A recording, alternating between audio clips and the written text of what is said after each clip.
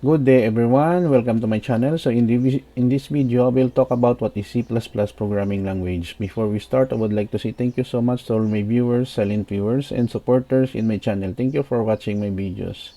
If you are new with my channel and then you like this video, please hit the like button. Don't forget to share and please support my channel guys by clicking the subscribe button. So let's begin.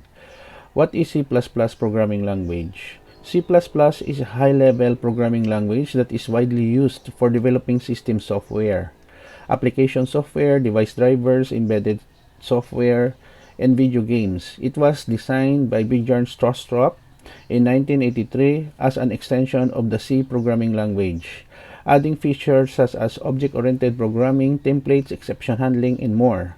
C++ is a combined language, which means that the source code must be compiled into machine code before it can be executed.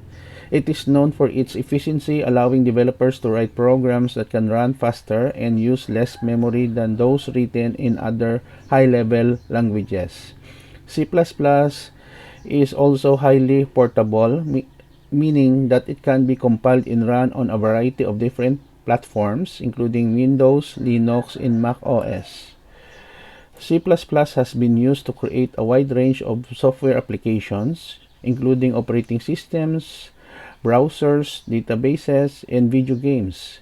It is a powerful language that can be challenged to learn, but it is highly valued by developers for its flexibility, performance, and ability to work with a wide range of hardware and software platforms. Okay guys, so this is the end of my presentation. So what is C++ programming language? Thank you so much for watching. I hope that you have learned something new in this tutorial video. Don't forget to like, share, and please support my channel guys if you are new by clicking the subscribe button. See you in the next video tutorial guys. This is your friend Jake saying bye bye for now.